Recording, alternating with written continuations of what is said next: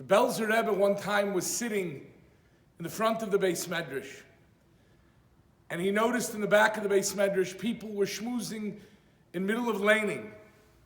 And he did something that was very uncharacteristic for the Belzer Rebbe to do, for any Rebbe to do. He got up and he ran. He didn't walk. He ran to the back of the Beis Medrash. And when he ran to the back, the Olam Belzer Rebbe's running to them. And he looked at them and he said, "B'tornish red leinin." You can't speak in middle of laning, in middle of Kriyas HaTorah. And of course, immediately, they stopped. They were afraid. And afterwards, somebody asked the Belzer Rebbe, "Why did you run?" And he said, "When there's a fire, you don't walk to put out the flames. You run. It's dangerous." When people speak in middle of Kriyas HaTorah, in middle of davening, it's dangerous. And we have to run to extinguish the flames.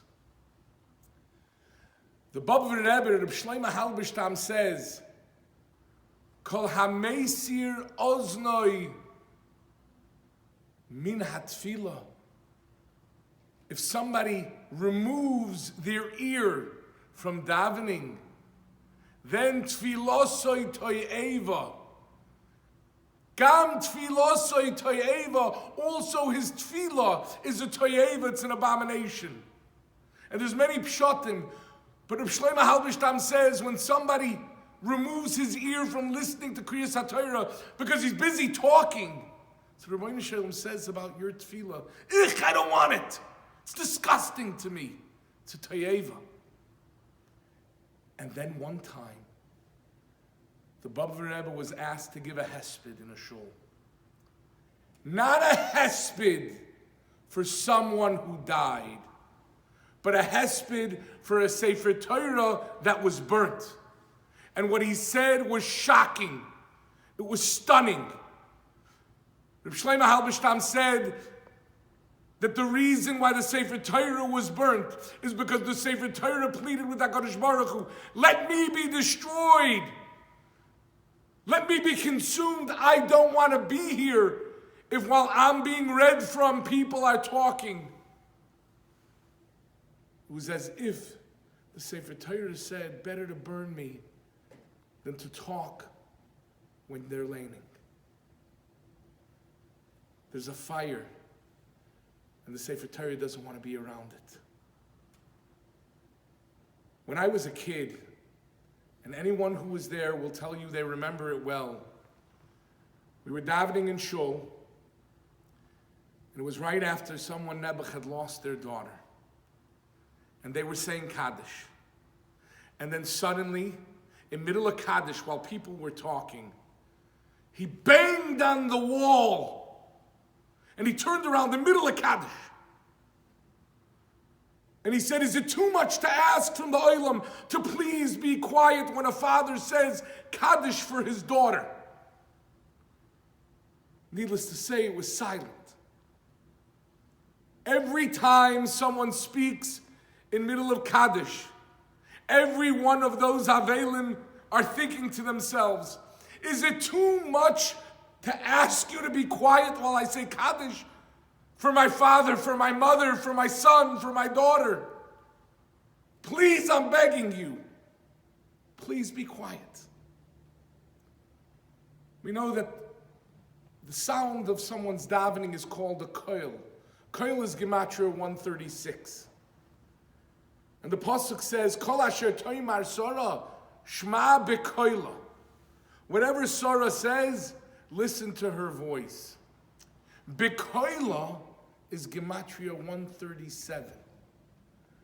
Because bekoila is oisios Kabbalah.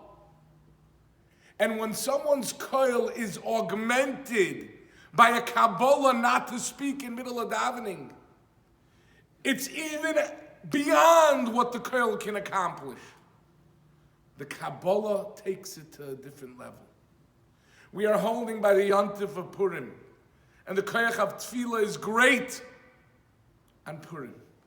But imagine if that tefillah was augmented and improved because you accepted upon yourself not to speak in middle of davening, not to speak in middle of kriyas HaTorah, not to speak in middle of Kaddish, not to speak in middle of Chazoras HaShatz, not to speak in middle of davening.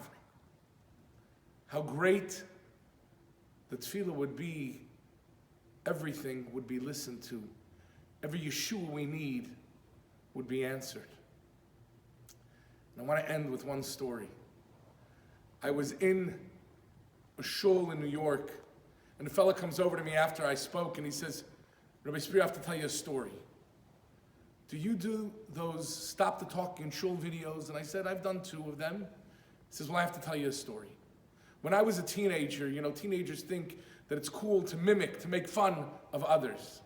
And I was very good at it. And so, in my shul, one time, I was imitating people as they were answering Amen and Amen Yehi Shmei Rabbah.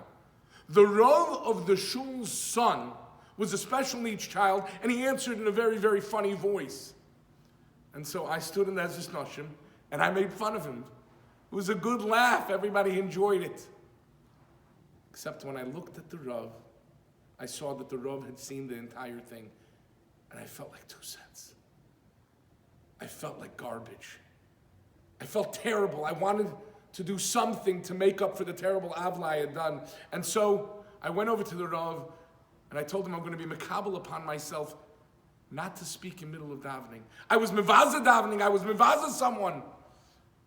Let me make a Kabbalah not to ever do it again. Years went by and I was perfect. And then I moved, I got married, and I moved to a new neighborhood. I didn't know anybody. And where do you get to know people? In shul. On a Friday night. And so the first Friday night, I told the Gabbai to reserve me a seat. And I walked into the shul, and he pointed to my seat, and I nearly fainted. Sitting in the seat that was designated for me was that child that I had made fun of. Now he was an adult. And I couldn't believe it. It was miles from my home. And I went over to his counselor and I said, does he live here? He says, yes, he moved into an assisted living place a few blocks down. And this is where he wanted to daven. And I got the message and I looked up, I said, Rabbi Shalom, never again. Never again will I speak in the middle of davening. The Rabbi Shalom is misaveh for our Kabbalah not to speak. And if we do, the Rabbi Shalom will shower us with all types of Yeshuas, with Parnasa, with Bracha, with Shefa, with Shidduchim, with Nachas, with health, with everything. And whatever we say will be listened to. But the trick is to be